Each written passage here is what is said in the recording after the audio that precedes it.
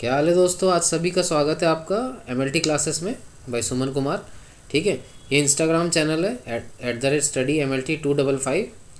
इस पे जाके फॉलो करो, इस चैनल को सब्सक्राइब करो, वीडियो को शेयर करो, लाइक करो, और कुछ भी कोई बात कहनी हो तो वो कमेंट में डालो। ठीक है, तो आज हम पढ़ेंगे स्टरलाइजेशन। ठीक है, sterilization and disinfection.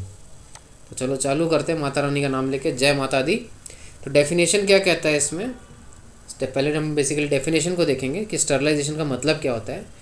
It is a process by which an article sub surface or medium is freed of all living microbes either in the vegetative or spore state, that is complete absence of microbes. यानी कि sterilization एक ऐसा process है जिसके द्वारा हम किसी भी आर्टिकल या मीडियम को हम हर टाइप के माइक्रोब से, जीव जंतु से हम मुक्ति दिलाते हैं। ठीक है, यानी कि ज़ीरो प्रेजेंस ऑफ माइक्रोब्स। ठीक है, दिस इज स्टरलाइजेशन। अब है डिसइंफेक्शन। इसका डेफिनेशन हम देखते हैं। डिस्ट्रक्शन और removal of all pathogenic organism capable of giving rise to infection. ठीक है, यानी कि इसमें क्या बोला गया इतनी सी लाइन में कि हर पैथोजेनिक ऑर्गेनिज्म का रिमूवल यानी कि बिल्कुल हटा देना या डिस्ट्रॉय कर देना जो कि इन्फेक्शन देने योग्य होता है। दैट इज़ यानी कि reduction in the microbes to such a level which is deemed no longer harmful to health. यानी कि माइक्रोब्स का की अमाउंट या क्वांटिटी या पॉपुलेशन इतनी कम कर देना जितने में वो किसी भी टाइप का हार्म ह्यूमंस को ना पहुंचाए। This is called disinfection. ठीक है, next point, prions and spores deflect disinfection. यानी कि प्रियॉन्स और स्पोर्स जो होते हैं उन पे डिसइंफेक्शन का कुछ असर नहीं पड़ता। नेक्स्ट स्टार पॉइंट है, ज़रा ये देखिएगा। Disinfection is not sporicidal, does not kill spores. Obviously हम जस्ट ऊपर पढ़ चुके हैं, प्रियॉन्स और स्पोर्स जो होते हैं उनमें डिसइंफेक्शन का कोई असर नहीं है, वो बेमतलब है। Next slide. Commonly used skin disinfectants for hand washing are povidone iodine, जिसे हम बीटाडीन भी कहते हैं, क्लोरोहेक्सिडिन एंड आइसोप्रोपाइल अल्कोहल। यानी कि कॉमनली हम बीटाडीन यूज़ करते हैं आपका डिसइंफेक्टेंट के रूप में, क्लोरोहेक्सिडिन और आइसोप्रोपाइल अल्कोहल हम यूज़ कर सकते हैं। यही चीज़ है, इसके बारे में हम डिटेल में आगे और पढ़ेंगे। अभी एक और हम देखते हैं डीकंटामिनेशन। इसका क्या मतलब होता है। The process of rendering of an article or area free of danger from contaminants including microbial, chemical, radioactive and other hazards. इसका मतलब ये है कि किसी भी आर्टिकल या एरिया को फ्री कर देना डेंजरस कंटैमिनेंट से। यानी कि डेंजरस कंटैमिनेंट्स में हो सकता है आपका माइक्रोबियल हो सकता है, आपका केमिकल भी हो सकता है, रेडियो एक्टिव भी हो सकता है, और हजार्डस कोई और टाइप का जो हजार्डफुल हो उसको हटा देना। This is decontamination. ठीक है, नेक्स्ट एंटीसेप्सिस। एंटीसेप्सिस का फुल फॉर्म क्या है, मतलब यह कह लो डेफिनेशन क्या है। Prevention of infection usually by inhibiting the growth of bacteria in wound or tissue. यानी कि बेसिकली किसी वुंड या टिश्यू के अंदर से उन बैक्टीरिया या कह लो माइक्रोब की ग्रोथ को इनहिबिट कर देना, रोक देना, ताकि वो फर्दर इन्फेक्शन ना पहुंचा पाए। This is in antisepsis. ठीक है, अब एंटीसेप्सिस हम अचीव करते हैं थ्रू एंटीसेप्टिक्स। ठीक है, इसका देखते हैं इसमें क्या लिखा है। एंटीसेप्टिक्स में chemical disinfectants which can be safely applied to skin और mucous membrane are called antiseptics or skin disinfectant. यानी कि ऐसे केमिकल डिसइंफेक्टेंट जो कि हम सेफली स्किन के ऊपर लगा सकते हैं, म्यूकस मेम्ब्रेन के भी ऊपर लगा सकते हैं। ठीक है, दिस इज कॉल्ड एंटीसेप्टिक्स। ठीक है, next, best and most commonly use antiseptic is povidone iodine Betadine. Obviously ये याद रखना बहुत इंपॉर्टेंट है। नेक्स्ट, सेवलॉन कंटेन्स क्लोरोहेक्सिडिन, ग्लूकोनेट, हिबिटेन जिसे कहते हैं, एंड सिट्रामाइड, सीटाविलोन जिसे हम कहते हैं, in various percentages and use as skin disinfectant यानी कि एंटीसेप्टिक्स। ठीक है, नेक्स्ट डिसइंफेक्टेंट्स क्या होता है। Anti microbial applied only on non living object, they are not used for skin और म्यूकस मेम्ब्रेन। यानी कि ऐसे कह लो स्टरलाइजिंग एजेंट, यानी कह लो ऐसे माइक्रोबियल एंटी माइक्रोबियल एजेंट जो कि केवल नॉन लिविंग ऑब्जेक्ट हो गया आपका, जैसे कि आपके शेल्फ हो गए, आपके चेयर हो गए, है ना, आपके और कोई नॉन लिविंग ऑब्जेक्ट्स हो गए, उसके ऊपर लगाना। ठीक है, बट उसे हम स्किन पे नहीं लगा सकते बिकॉज वो सेफ़ नहीं है। ठीक है, इस उन अहम एंटी माइक्रोबियल्स को कहते हैं डिसइंफेक्टेंट्स। Next, germicides. जर्मिसाइड का मतलब होता है जर्म को किल करने वाला, ठीक है। तो इसमें क्या होता है, एंटीसेप्टिक्स और डिसइंफेक्टेंट्स दोनों को हम जर्मिसाइड्स में डालते हैं, क्योंकि बिकॉज दोनों ही जर्मिसिडल है। नेक्स्ट, ये देखो मेथड्स हैं स्टरलाइजेशन के, ठीक है। स्टरलाइजेशन और डिसइंफेक्टेंट। स्टरलाइजेशन देखो हीट में है, हीट मेथड यूज़ कर सकते हैं हम।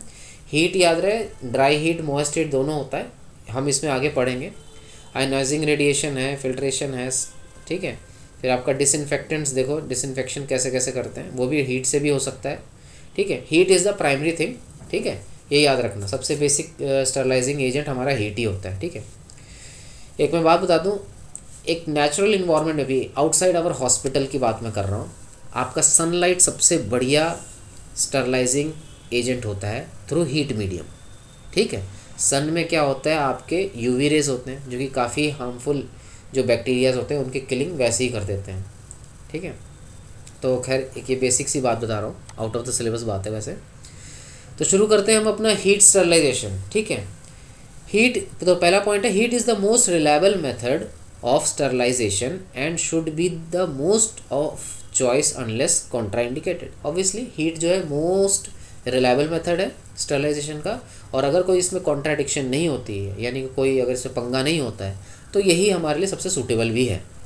Next, sterilization by heat is of two type. दो टाइप की हीट से हम स्टरलाइजेशन करते हैं, पहला है ड्राई हीट, दूसरा है मॉइस्ट हीट। मॉइस्ट हीट हम आगे पढ़ेंगे, तो पहले हम ड्राई हीट में देखते हैं इसमें बेसिकली होता क्या है। ड्राई हीट के करने से किलिंग कैसे होती है, तो पहले पॉइंट में वही बोला गया है, killing effect is due to protein denaturation, oxidative damage and the toxic effect of elevated metabolites.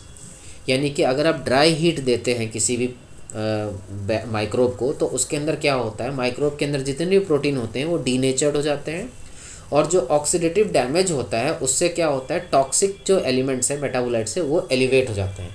तो जैसे टॉक्सिसिटी बढ़ेगी, बैक्टीरिया किल्ड, ठीक है, बड़ा सिंपल सा है।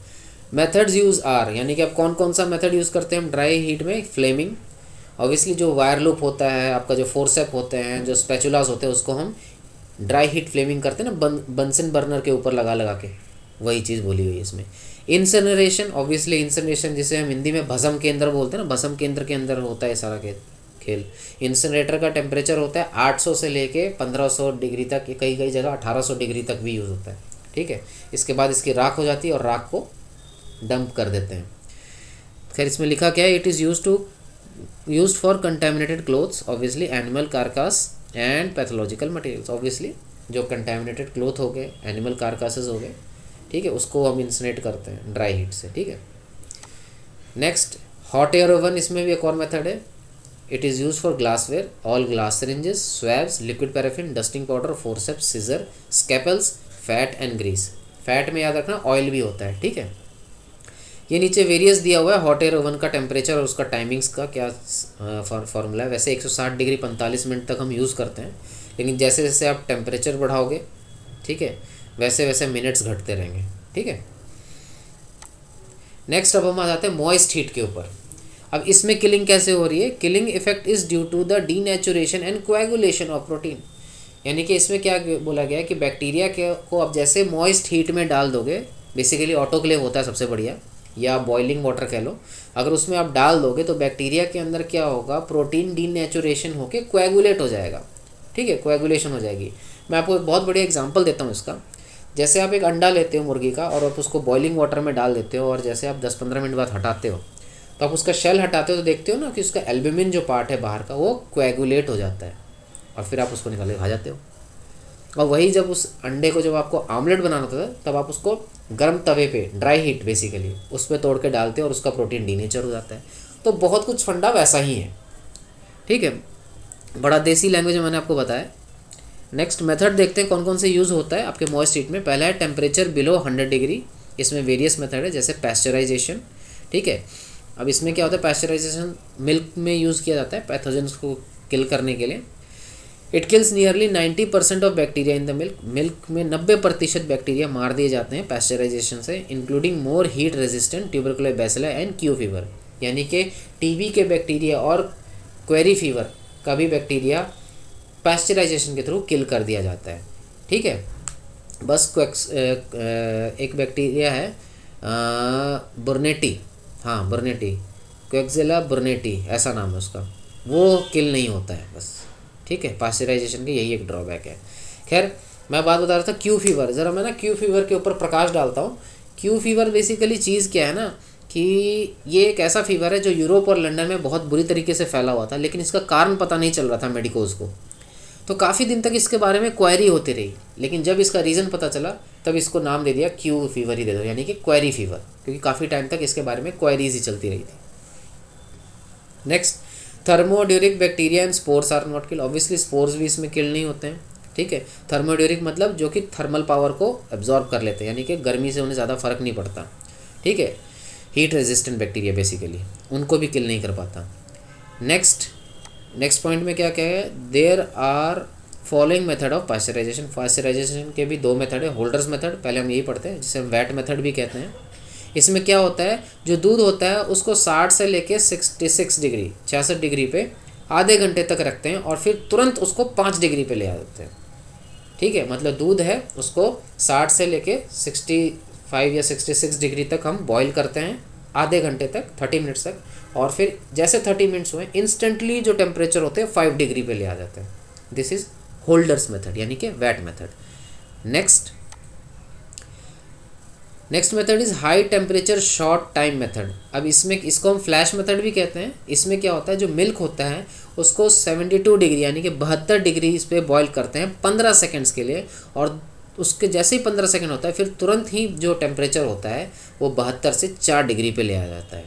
ठीक है, this is high temperature short time method, और इसको मोस्ट वाइडली यही यूज़ होता है, फ्लैश मेथड इससे कहते हैं, यही यूज़ होता है। ठीक है, याद रहेगा, 72 डिग्रीज पे 15 सेकंड के लिए बॉईल करते हैं और उसके तुरंत बाद 4 डिग्री पे टेम्परेचर ले आते हैं दूध का।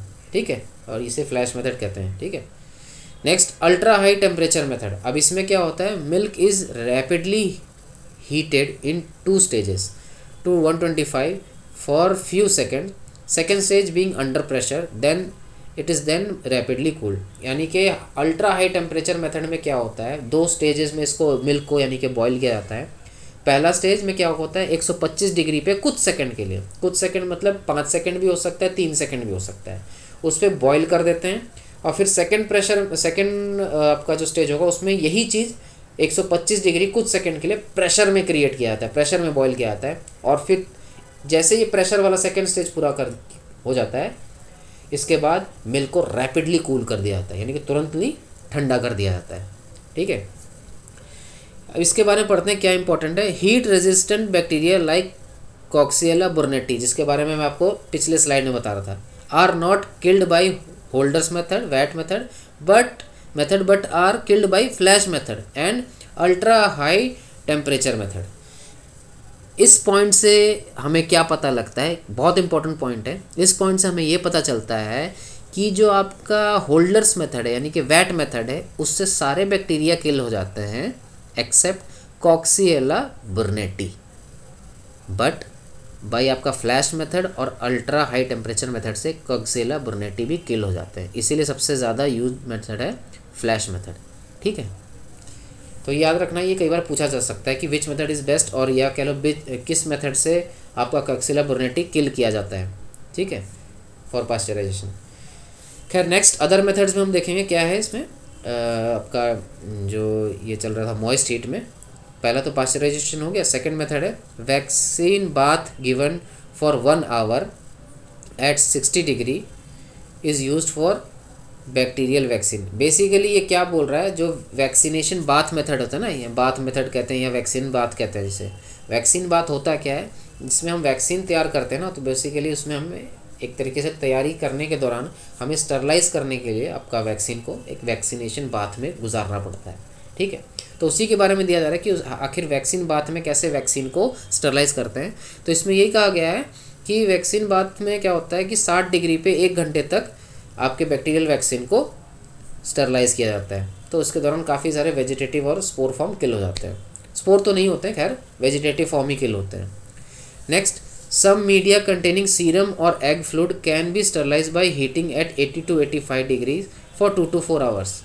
यानी कुछ मीडिया जिनमें एग फ्लूइड यूज़ होता है या सीरम यूज़ होता है, उनको आप कहीं ना कहीं 100 डिग्री पे नहीं करोगे, वरना अगेन वही चीज़ होगा, उनका प्रोटीन जो होगा वो डीनेचर्ड हो जाएगा। तो इसमें हम क्या करते हैं, जिस मीडियम में सीरम या एग होता है उसमें हम उसको 80 to 85 डिग्रीज पे हीट करते हैं 2 से 4 घंटे में, ताकि वो स्टरलाइज हो जाए। ठीक है। नेक्स्ट मेथड, एलजे मीडिया या लोफलर सीरम स्लोप जो होता है उसको स्टरलाइज करते हैं हम 80 डिग्रीज पे आधे घंटे के लिए 3 दिनों तक। इसे हम इंस्पिसेशन कहते हैं। कोई भी पूछ सकता है इंस्पिसेशन, टिंडलाइजेशन, पास्चराइजेशन, इन सब के डिफरेंस के बारे में एमसीक्यू में भी कई बार जॉब के पेपर में आया हुआ है। ठीक है, तो याद रहे इसके बारे में। तो ये बेसिकली एलजे मीडिया या लोफलर सीरम स्लोप है। अगेन इसमें सीरम है। ठीक है, तो इसमें क्या होता है, आप अपने जो मीडियम होता है उसको स्टरलाइज करते हैं आधे घंटे तक। आप 80 डिग्री पे उसको हीट करते हैं 3 दिन, बैक टू बैक 3 दिनों तक। ठीक है। नेक्स्ट है टेम्परेचर एट 100 डिग्री। 100 डिग्री पे क्या होता है, बॉइलिंग 5 से 10 मिनट। ठीक है। नेक्स्ट है मॉइस्ट हीट में स्टीम एट एटमॉस्फेरिक प्रेशर। ठीक है, भाप से हम जो कहते हैं ना, भाप से प्रेशर बनाना। मीडिया कंटेनिंग शुगर और gelatin are sterilize by heat at 100 degree for 20 minutes on 3 successive days. यानी कि जिस मीडिया में शुगर होता है, जेलेटिन होता है, उसको स्टरलाइज करते हैं 100 डिग्री पे 20 मिनट तक लगातार, बैक टू बैक 3 दिनों तक हीट करने से हो गया। इसमें क्या होता है, first exposure kills all vegetative bacteria. यानी कि 3 दिनों तक अगर आप 100 डिग्री पे 20 मिनट तक अगर आप अपने मीडिया को स्टरलाइज कर रहे हैं तो पहला दिन आपका वेजिटेटिव बैक्टीरिया किल हो जाएंगे। ठीक है। नेक्स्ट अगले पॉइंट में क्या बोला गया, spore germinate and are killed on subsequent exposure. यानी कि पहले डे पे जब आपका वेजिटेटिव किल हो गया, सेकेंड डे पे जो आपका स्पोर होगा, ठीक है, जो वेजिटेटिव के मरने के बाद जो स्पोर बचा वो सेकेंड डे पे जो जर्मिनेट होकर वेजिटेटिव बन चुका है वो आपका सेकेंड डे पे किल हो जाएगा। थर्ड डे पे जो लास्ट जो कुछ बचे कुछ हैं वो थर्ड डे पे किल हो जाते हैं। ठीक है, दिस इज टिंडलाइजेशन, और इसी को हम टिंडलाइजेशन कहते हैं। ठीक है, टिंडलाइजेशन को हम इंटरमीडिएट स्टरलाइजेशन भी कहते हैं। देखो लिखा है ना। तो मैं एक बात बता दूं अगेन, टिंडलाइजेशन, इंस्पिसेशन, पैस्चराइजेशन, इनके बीच में बहुत डिफरेंस है। डिफरेंस को याद रखना, टेम्परेचर, टाइमिंग, या फिर किस मेथड से हम कौन सा मीडिया हम स्टरलाइज करते हैं, इसके बारे में पूछा जा सकता है। ठीक है, अब पूछ दिया आपके बारे में कि हाँ भाई एलजे मीडिया को बताओ हम किससे स्टरलाइज करेंगे, कौन से मेथड से, इंस्पिसेशन, पास्चराइजेशन, टिंडलाइजेशन या किसी और मेथड से, तो आप क्या लिखोगे, है ना। ये चीज़ याद रखना, कई बार ये आया है एंट्रेंस एग्जाम्स में। नेक्स्ट, स्टीम अंडर प्रेशर, जिसे हम ऑटोक्लेविंग कहते हैं। तो इसमें क्या लिखा गया है, autoclaving is a method to sterilize equipment by subjecting them to high pressure at 121 degree और मोर। ठीक है, तो इस ऑटोक्लेविंग में बेसिकली यही है कि स्टीम के अंदर आप अपना कोई भी इक्विपमेंट डाल दो, ठीक है, और जिसमें प्रेशर होगा 15 पाउंड का 15 मिनट के लिए, और इससे आपका सारा जो ऑर्गेनिज्म होगा किल हो जाएगा। बेस्ट मेथड है ये, मोस्टली वाइडली यूज्ड मेथड है ये हॉस्पिटल्स में। कैटेगरी इसकी मॉइस्ट हीट। ठीक है। Next, it is sterilization by steam under pressure. The device which is used for autoclaving is known as autoclave. Obviously autoclave machine से हम ऑटोक्लेविंग यूज़ करते हैं। Autoclaving is usually done at 121 degree Celsius for 15 minutes, और 15 pounds भी होते हैं, 15 pounds का pressure होता है इसमें। ठीक है, ये भी याद रखना। It can also be done at 126 degree for 10 minutes और एट 134 डिग्रीज फॉर 3 मिनट्स। ये अल्टरनेटिव है। ठीक है। Autoclaving kills spores effectively. Yes, this is the point. Autoclaving most widely इसलिए भी यूज़ होता है क्योंकि इससे स्पोर्स भी मरने के चांसेस बहुत ज़्यादा हो जाते हैं। ठीक है, क्यों, मैं आपको इसका रीज़न बताता हूँ। ऑटोक्लेविंग का mode of transmission of heat क्या है, वाटर, बिकॉज मॉइस्ट हीट है। वाटर की हाई टेम्परेचर पे पेनिट्रेशन पावर ज़्यादा होती है as compare to dry heat. ठीक है, ड्राई हीट में क्या है, कुछ नहीं है, एयर है। एयर की पेनिट्रेशन इतनी नहीं होती है। Air is a volatile thing, वो जैसे हीटअप होती है वो उड़ने लगती है। लेकिन जो स्टीम जो होती है अंडर प्रेशर, बेसिकली वो आपके स्पोर्स को पेनिट्रेट कर पाती है, और इसलिए स्पोर्स भी किल होते हैं इफेक्टिवली ऑटोक्लेव के अंदर। ये याद रखना, ये मस्ट टू हैव चीज़ें, और ये वाइवा में बहुत जगह पूछा जाता है। What is the advantage of autoclave sterilization above dry heat. ठीक है। Next, it is use for sterilization of culture media, dressing, apron, surgical instrument except sharp instrument, gloves and catheters. ये जो ऑटोक्लेविंग है इससे हम अपना कल्चर मीडिया स्टरलाइज करते हैं, ड्रेसिंग, एप्रन, सर्जिकल इंस्ट्रूमेंट जो कि शार्प नहीं है, ब्लंट है उसको यूज़ किया जाता है, और ग्लव्स और कैथेटर यूज़ किए जाते हैं इनको स्टरलाइज करने के लिए। मैं एक बात बता दूं, इसमें सर्जिकल इंस्ट्रूमेंट एक्सेप्ट शार्प बोला गया है, ठीक है। ये वाइवा में कई बार पूछा जाता है, वाई नॉट शार्प, शार्प चीज़ें आखिर हम ऑटोक्लेव से क्यों नहीं स्टरलाइज कर सकते हैं। Reason behind is that sharp चीज़ों की जो धार होती है, जो शार्पनेस होती है, वो मेल्ट होने के चांसेस होते हैं, वो ब्लंट होने के चांसेस बढ़ जाते हैं उसके, ठीक है। तो शार्पनेस उससे क्या होती है, वो हैम्पर हो जाती है ऑटोक्लेविंग से। इसीलिए हम जो नॉन शार्प मटेरियल है उसी को हम स्टरलाइज करते हैं वाया ऑटोक्लेविंग। नेक्स्ट है हमारा केमिकल स्टरलाइजेशन, ठीक है। Method used for chemical sterilization are, कौन कौन से मेथड है। एल्डिहाइड है पहला तो हमारा, ठीक है। इसमें हम पहले एल्डिहाइड में देखते हैं क्या है। Two main types of aldehyde used in sterilization, दो टाइप के होते हैं। पहला फॉर्मेल्डिहाइड, ठीक है। फॉर्मेल्डिहाइड में क्या है, formaldehyde is bactericidal, virucidal and sporicidal. Obviously aldehyde में जो आपका फॉर्मेल्डिहाइड होता है, जिसे हम बाद में फॉर्मेलिन भी बना लेते हैं, वो आपका बेसिकली बैक्टीरियसिडल, बैक्टीरिया को भी मारता है, वायरस को भी मारता है और स्पोर्स को भी मार देता है, ठीक है। फॉर्मेल्डिहाइड भी अब दो फॉर्म में यूज़ होते हैं। फॉर्मेलिन जो जिसका 35% सोल्यूशन फॉर्मेल्डिहाइड फॉर्म में मिलता है, 35 to 40% है ना, जिसे हम 100% कंसिडर करते हैं, ठीक है। और इसको बाद में हम 10% फॉर्मेलिन भी बना लेते हैं, या कभी कभी 1% की जरूरत पड़ती है तो वो भी बना लेते हैं। दूसरा फॉर्म है इसका फॉर्मेल्डिहाइड गैस, जिसे हम कई बार जो कह लो बेसिकली फ्यूमिगेशन जो होती है ना ओटीज़ की और वार्ड्स की, उसमें यूज़ होता है बेसिकली ये फॉर्मेल्डिहाइड गैस। तो हाँ खैर इसमें यूज़ लिखा हुआ है, formaldehyde gas is used for sterilization of instrument and heat sensitive catheters. Obviously chemical sterilization basically की ही उसके लिए जाती है जहाँ पे हीट सेंसिटिव आपका कोई भी इक्विपमेंट या मटेरियल या मीडिया आ जाता है, ठीक है। लेकिन बट वो केमिकल हैम्परिंग उसको ना हो, वो मद्देनज़र रखते हुए, ठीक है। नेक्स्ट फ्यूमिगेशन ऑफ वार्ड, मैंने बोला ही था, sick room, operation theatre and laboratories, उसमें भी हम फॉर्मेल्डिहाइड गैस यूज़ करते हैं। Disinfection of clothing, bedding, furniture and books, उसमें भी हम कहीं ना कहीं फॉर्मेल्डिहाइड गैस ही यूज़ करते हैं। नेक्स्ट हाँ फॉर्मेल्डिहाइड के बाद है ग्लूटरएल्डिहाइड। इसमें क्या बोला गया, 2% ऑफ ग्लूटरएल्डिहाइड यानी कि Cidex is aldehyde disinfectant with a broad spectrum of action against bacteria, fungi, viruses as well as spores, slow in action. बहुत बड़ी बात है, 2% ग्लूटरएल्डिहाइड जिसको हम साइडेक्स भी कहते हैं, ये बेसिकली ये बैक्टीरिया, फंगस, वायरस और स्पोर्स सबको कह लो चक देता है, यानी कि सबका सर्वनाश कर देता है, बट ये स्लो होता है अपने एक्शन में, ठीक है, ये क्विक नहीं होता, बस इसका ड्रॉबैक यही है। Next it is most often used for equipment such as endoscope that cannot be sterilize और डिसइंफेक्टेड बाय हीट, साइटोस्कोप और ब्रोंकोस्कोप भी। यस अगर ना ये कई बार, एक बार पीजीआई चंडीगढ़ का भी क्वेश्चन आया, इवन ये एम्स भटिंडा में भी क्वेश्चन आया था लेबोरेटरी टेक्नोलॉजिस्ट के जॉब एंट्रेंस एग्ज़ाम में, कि आपका जो एंडोस्कोप है उसको आप किससे स्टरलाइज करोगे। तो वैसी ऑप्शन दे रही है 70% अल्कोहल, आपका फॉर्मेल्डिहाइड प्लस आपका टिंक्चर आयोडीन और ये 2% ग्लूटरएल्डिहाइड। तो ऑब्वियसली आंसर वॉज 2% ग्लूटरएल्डिहाइड। और एक और बात याद रखना, ज़रूरी नहीं कि 2% ग्लूटरएल्डिहाइड ही आपको आंसर में मिले लिखा हुआ, कई बार साइडेक्स भी लिखा हुआ मिल रहा है। तो याद रखना इसका सिनोनिम्स, हर केमिकल्स के, हर बैक्टीरिया के सिनोनिम्स याद रखना बहुत इंपॉर्टेंट है, ठीक है। तो खैर कुछ भी अगर ब्रोंकोस्कोप है, साइटोस्कोप है ना, ऐसा कुछ एंडोस्कोप्स है, उसको आप जो है 2% ग्लूटरएल्डिहाइड से ही आप स्टरलाइज करते हैं, ठीक है। नीचे लिखा हुआ है खैर, glutaraldehyde is use for cytoscope, bronchoscopes, corrugated rubber, anesthetic tubes, plastic endotracheal tubes, polythene tubing, endoscopes. याद रखना ये चीज़, ओटीज़ में बहुत ज़्यादा यूज़ होता है ये। नेक्स्ट इथाइलिन ऑक्साइड, ठीक है, इट इज़ अ कलरलेस, ये कलरलेस होता है, इनफ्लेमेबल होता है एंड हाईली एक्सप्लोजिव होता है।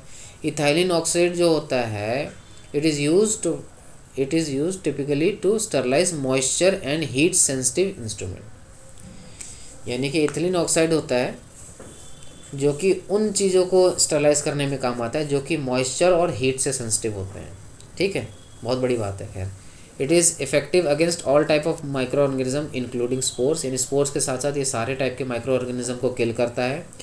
It is use for sterilizing heart lung machine, respirators, sutures. Ethylene oxide is unsuitable for fumigation room because it is explosive. Obviously ये inflammable है, हम पहले ही पॉइंट में पढ़ चुके हैं, इसीलिए इसको फ्यूमिगेशन में नहीं यूज़ कर सकते हैं। खैर इसके बारे में ज़्यादा आता नहीं है, but for the knowledge basis and if and but ये कभी कभी आया है as an option for creating confusion, ठीक है। तो इसको याद रखना कि ये क्या है क्या नहीं है। एल्कोहल्स जो कि बड़ा इंपॉर्टेंट है, isopropyl alcohol and ethyl alcohol are commonly used, हमें पता है ये तो चीज़, आइसोप्रोपाइल अल्कोहल और इथाइल अल्कोहल ही सबसे कॉमनली यूज़ होते हैं हमारे लेबॉर्ट्रीज में। वर्क्स बेस्ट एट 70 to 99%, यानी कि बेस्ट वर्क करता है 70 to 99% अल्कोहल ही, ठीक है। वैसे एब्सोल्यूट अल्कोहल भी आता है जिसको हम डाइल्यूट करके अपना बना लेते हैं वाटर के साथ। Next point, 70% alcohol has more penetrating power than 100% alcohol, obviously इसीलिए लैब में आपने कई जगह देखा होगा 70% अल्कोहल ही यूज़ होता है, ठीक है। Next, bactericidal good against virus and no action against spore. Basically bactericidal है, एक्शन वायरस के अगेंस्ट बहुत अच्छा है, बट ये स्पोर्स नहीं मारता है, ठीक है। Next, commonly used as skin and surface disinfectant, तो ये यानी कि स्किन और सरफेस डिसइंफेक्शन बहुत अच्छी करता है, ठीक है। Next, should not be applied on wounds as it can cause tissue damage, यानी कि वुंड्स पे ये आपको नहीं लगाना है या टिश्यू पे आप नहीं लगाना है, वरना ये टिश्यू डैमेज कर सकता है। एक मैं बात बताता हूँ, आखिर 70% अल्कोहल ही मोस्ट वाइडली यूज क्यों होता है। इनफैक्ट ये स्पोरोसिडल भी नहीं है, ठीक है। इवन कट लग जाए तो आपको वहाँ भी नहीं लगाना, वरना ये लहरने लगता है, पूरा जलन होती है आपको। वाई, बिकॉज ये एक जनरल हॉस्पिटल में बेस्ट है, क्योंकि इसकी जो पेनिट्रेशन पावर है बाकी जितने सारे डिसइंफेक्टेंट्स हैं उससे ज़्यादा है, ठीक है। तो इसीलिए बेसिकली ये ज़्यादा यूज़ होता है अल्कोहल बेस्ड जो डिसइंफेक्शंस है। Next, halogens. हैलोजेंस में क्या होता है, केमिकल में ये अपना हैलोजन आ गया अगला। इसमें क्या होता है, क्लोरीन होता है और आयोडीन होता है। क्लोरीन में आपका सबसे पहला होता है सोडियम हाइपोक्लोराइड, पहला एग्जाम्पल ही वही है। और इसमें क्या है, 1% sodium hypochlorite is used in discard jars in labs. Obviously जिन्होंने लैब में काम किया होगा कई जगह देखा होगा, जो भी यूज़ किए हुए स्लाइड्स होते हैं या कुछ ऐसा मटेरियल होते हैं उसको हम एक डिस्कार्ड जार में डालते हैं जिसमें 1% हाइपोक्लोराइड होता है। इवन अगर आपने पढ़ा होगा DMW में, बायोमेडिकल वेस्ट में, जो रेड कलर का डस्टबिन होता है उसके अंदर भी 1% सोडियम हाइपोक्लोराइड ही होता है, ठीक है। ये क्वेश्चन कई बार पूछा भी गया है। Next, disinfection of equipment soiled with blood, यानी कि उस इक्विपमेंट की डिसइंफेक्शन की जाती है जिसमें खून लगे हों, खून के छींटे या खून के धब्बे लगे हों, उसमें हम सोडियम हाइपोक्लोराइड बोलते हैं। ये बहुत पावरफुल है वैसे। Next, iodine. आयोडीन क्या होता है, 1 to 2% tincture iodine can be used, ठीक है। 1 to 2% जो होता है टिंचर आयोडीन यूज़ करते हैं हम। बीटाडीन भी कह सकते हैं इसे, पोविडिन आयोडीन भी कहते हैं इसे, ठीक है। ये बहुत अच्छा होता है बिकॉज ये क्योंकि स्पोरोसिडल भी है क्लोरीन से ज़्यादा, और बेस्ट है स्किन के लिए, सेफ भी है आपके म्यूकस के लिए। अगर आपका कट छिल गया है तो आप टिंचर आयोडीन 1 to 2% या बीटाडीन पोविडिन आयोडीन लगा सकते हो, और ये मतलब पूरा ही कंप्लीट कह लो ऑर्गेनिजम्स को किल करता है और बहुत अच्छे से पोटेंशियली किल करता है, ठीक है। बट इसे रेगुलरली इसलिए नहीं यूज़ करते बिकॉज ये हाथ में इसका ना आयोडीन का, जिन्होंने देखा होगा सोल्यूशन को, लेकिन अगर आप रेगुलर लगाओगे तो आपके हाथ के ऊपर ये दाग धब्बे रह जाते हैं, इसका कलर रह जाता है, इसीलिए अल्कोहल को ज़्यादा यूज़ करते हैं 70%। नेक्स्ट है स्टरलाइजेशन बाय रेडिएशन। रेडिएशन के द्वारा कैसे करते हैं, रेडिएशन में पहले आता है आपका आयोनाइजिंग रेडिएशन, दूसरा है आपका नॉन आयोनाइजिंग रेडिएशन। अब इसमें होता क्या है बेसिकली हम वो पढ़ते हैं। पहला point, also called as cold sterilization because ionizing radiation does not cause increase in temperature. Obviously इसे हम कोल्ड स्टरलाइजेशन भी बोलते हैं बिकॉज इससे टेम्परेचर यानी कि आयोनाइजिंग रेडिएशन से टेम्परेचर राइज नहीं करता, यानी कि ठंडे टेम्परेचर पे या कह लो नॉर्मल टेम्परेचर पे ही स्टरलाइजेशन हो जाती है। इसके दो टाइप हैं, पहला गामा इरेडिएशन, दूसरा है बीटा इरेडिएशन, ठीक है। गामा इरेडिएशन जो होता है मोस्ट कॉमनली यूज़ किया जाता है, ठीक है।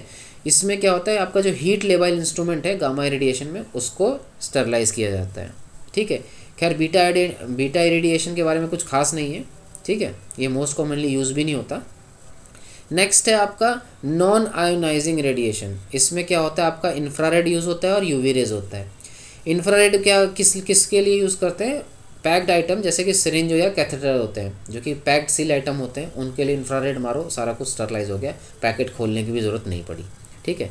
नेक्स्ट है आपका यूवी रेज। ये आपके जो एंट्री वेज होते हैं, यानी कि कोई सा भी मतलब लैब हो गया या कह लो आपका आपकी ओटीज़ होगी, आपकी वार्ड होगी, उसकी एंट्रीज जो होती हैं, उसकी जो एंट्रीज होती हैं उसमें ये यूवी रेज लगाया जाता है ताकि वो स्टरलाइज होते रहे। ये देखो ओटीज़ एंड फ्यू लैब्स भी लिखा हुआ है।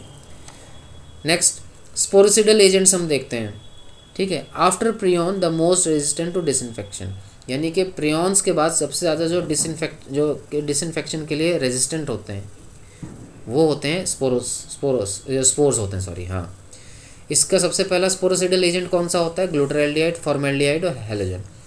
एक बात बता दूं, क्वेश्चन आता है कई बार कि आप गिव द करेक्ट आंसर या कह लो नेम द करेक्ट स्पोरिसिडल एजेंट, ठीक है। स्पोरिसिडल एजेंट का नाम बताओ, तो उसमें आपका ग्लूटाराल्डिहाइड हो गया 2%, साइड एक्सिस से बताया था। फॉर्मेल्डिहाइड हो गया, बताया था मैंने आपको ना, और फिर हैलोजन जितने हो गए, क्लोरीन या आयोडीन जितने, ठीक है। ये होता है स्पोरिसिडल एजेंट। अब इसके बाद हम पढ़ते हैं बायोलॉजिकल इंडिकेटर्स क्या होते हैं, ठीक है। Use to assess the effectiveness of sterilization process, यानी कि स्टरलाइजेशन की इफेक्टिवनेस, यानी कि स्टरलाइजेशन कितना बढ़िया हुआ है या कितना बढ़िया नहीं हुआ है, उसको मापने के लिए हम बायोलॉजिकल इंडिकेटर्स यूज़ करते हैं, ठीक है। अब ये होता क्या है और कैसे हम इसको अचीव करते हैं, इसमें ये देखो नेक्स्ट पॉइंट में लिखा हुआ है, bacterial spores placed on an carrier, example strip of a filter paper slash या फिर ग्लास ऑफ अ स्लाइड और अ प्लास्टिक ट्यूब, यानी कि जो बैक्टीरिया जो होते हैं उसके स्पोर्स जो होते हैं वो पेपर स्ट्रिप पे, फिल्टर पेपर पे या ग्लास स्लाइड पे, प्लास्टिक ट्यूब में लगा के आप अपने ऑटोक्लेव में या जिसमें भी, या कह लो आपके हॉट एयर ओवन में रख देते हो। नेक्स्ट अगले में बोला क्या गया, कौन कौन से हम आखिर स्पोर्स यूज़ करते हैं? स्पोर्स ऑफ बैसिलस स्टेरोथर्मोफिलस, जिसे हम जियोबैसिलस स्टेरोथर्मोफिलस भी कहते हैं। Spores of bacillus subtilis and bacillus pumilus, ये यूज़ करते हैं।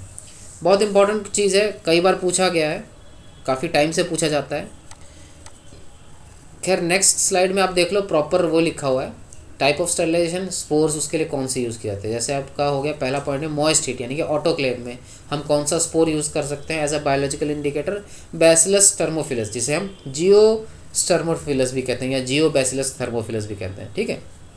नेक्स्ट है आपका हॉट एयर ओवन, जिसमें हम बैसिलस सब्टिलस यूज़ करते हैं। इसमें हम याद रहें क्लॉस्ट्रिडियम टिटानी भी यूज़ करते हैं, स्पोर ऑफ क्लॉस्ट्रिडियम टिटानी, ठीक है। ऐसे ही हर किसी का दिया हुआ है, उसके अगेंस्ट हम कौन सा स्पोर यूज़ करते हैं वो भी लिखा हुआ है, ठीक है। आप ही चाहे तो फ़ोटो खींच लेना और रख लेना। Next culture media sterilization, culture media को आखिर कैसे स्टरलाइज करेंगे? तो पहले ऑटोक्लेविंग, ठीक है, जो कि हीट स्टेबल कल्चर मीडिया हो गए, जैसे कि आपके पेप्टोन्स, ट्रिप्टोज, एगर अगर पाउडर, सॉल्ट, वाटर और जो भी कुछ हुए वो आप उसे ऑटोक्लेव से स्टरलाइज करेंगे। अब अगला आता है मेम्ब्रेन फिल्ट्रेशन, यानी कि वो कह लो कल्चर मीडिया या कल्चर मीडिया के कंपोनेंट जो कि हीट लेबाइल होते हैं, जैसे कि serum, trypsin, growth factor, proteins, amino acid, vitamins, hormones and carbohydrates, ऐसे हीट लेबल आइटम्स को हम मेम्ब्रेन फिल्टर से स्टरलाइज करते हैं या कह लो फिल्टर आउट करते हैं। इसकी पोरोसिटी होती है 0.2 माइक्रॉन्स, ठीक है। बेसिकली हम सेलुलोज मेम्ब्रेन यूज़ करते हैं अधिकतर। नेक्स्ट है शुगर एंड जेलेटिन, जो मीडियम होंगे, जो ऐसे मीडियम जिनके अंदर शुगर और जेलेटिन होगा उनको हम टिंडलाइजेशन से कह लो स्टरलाइज करते हैं। वही लिखा हुआ 3 सक्सेसिव डेज पे हम 100 डिग्रीज़ पे कह लो या 80 डिग्रीज़ पे इनको 20 मिनट के लिए हीट करते हैं। सीरम और एग फ्लूइड जो होगा उसको 80 से 85 डिग्री पे हीट करते हैं 2 से 4 घंटे के, और ये हो जाता है। ये मैंने नेटशेल में बताया, ठीक है। ये चीज़ बिकॉज कई बार क्वेश्चन आया है, कल्चर मीडिया स्टरलाइजेशन का क्वेश्चन कई बार आया है, ठीक है। तो याद रहे, इसको हल्के में मत लेना, वरना ये तुम्हें हल्का कर देगा और मन को भारी कर देगा। अब है स्पूटम डिसइंफेक्शन। स्पूटम को कैसे डिसइंफेक्ट करेंगे? Autoclaving is the safest and most effective method for sputum disinfection. Obviously autoclaving जो होता है सबसे ज़्यादा यूज़, सबसे ज़्यादा सेफ और सबसे ज़्यादा इफेक्टिव मेथड है स्पूटम को डिसइंफेक्ट करने के लिए, ठीक है। नेक्स्ट बॉइलिंग में ऑल्सो भी used after disinfection by 5% phenol, जिसे हम कार्बोलिक एसिड, लाइजोल या क्रिजोल भी कहते हैं। यानी कि ऑटोक्लेव के बाद हम अपने स्पूटम सैंपल को बॉइलिंग वाटर में भी डाल सकते हैं 5% फिनॉल के ट्रीटमेंट के बाद, ठीक है। फिनॉल को हम क्या क्या कहते हैं? कार्बोलिक एसिड भी कहते हैं, लाइजोल भी कहते हैं और क्रिजोल भी कहते हैं, याद रहे, भूलना नहीं। अब ये सीरीज़ है, ये सीरीज़ वो है कि सबसे ज़्यादा कौन कह लो डिसइंफेक्शन से रेजिस्टेंट है एंड अकॉर्डिंगली वो डाउन जाता जा रहा है। तो सबसे पहला है प्रियॉन्स। प्रियॉन्स किसी से डिसइंफेक्शन नहीं होता, ये सबसे ज़्यादा ढीठ है डिसइंफेक्शन की, ठीक है। इसको कोई भी डिसइंफेक्ट नहीं कर पाया, प्रियॉन्स की बात कर रहा हूँ। उससे थोड़ा कम है स्पोर्स, फिर है हाइड्रोफिलिक वायरस, फिर है fungi, acid fast microbes, gram negative bacteria, lipophilic virus, lipophilic मतलब लिपिड लविंग, ठीक है, जो कि लिपिड यानी कि फैट लविंग वायरस, फिर है लास्ट में ग्राम पॉजिटिव बैक्टीरिया जो कि सबसे जल्दी डिसइंफेक्ट हो जाते हैं, यानी कह लो स्टरलाइज हो जाते हैं। ये सीरीज़ है, याद रखना, ये काफ़ी काम आएगा, अच्छा है, ये आपको कहीं और नहीं मिलेगा, ये मैंने बड़े है ना ढूंढ ढांड के निचोड़ के निकाला है। नेक्स्ट है sodium hypochlorite is the best disinfectant, याद रहे डिसइंफेक्टेंट है ये, ठीक है। ये आप इसे स्किन पे नहीं लगा सकते हो, अगर स्किन पे लगाने की बात आए, ठीक है, तो ये रहा 70% alcohol is the most common disinfectant. इसे आप स्किन पे भी लगा सकते हो और सरफेस पे भी लगा सकते हो। अगर मैं बोलूँ वुंड पे, तो वुंड पे या कट्स पे तो सबसे बढ़िया है 1 to 2% या 2 to 3% टिंचर आयोडीन, वो बेस्ट है, ठीक है, याद रहेगा ना, MCQ में बहुत पूछा जाता है ये। तो खैर थैंक यू वेरी मच इस क्लास को अटेंड करने के लिए। यहाँ तक आ गए हो तो इस चैनल को सब्सक्राइब करो, बेल आइकन दबाओ, लाइक करो, शेयर करो इस वीडियो को, ठीक है। और जैसा कि मैं बोल चुका हूँ, इंस्टाग्राम पे जाके MLT स्टडी MLT 255 को ID डाल के फॉलो करो, ठीक है, जल्दी करो, करते रहो, करो यार, बढ़ाओ इस वीडियो को, चैनल को आगे बढ़ाओ यार, ठीक है, आपका और मेरा चैनल है यार, मेहनत करते हैं दोनों मिलके। All the best.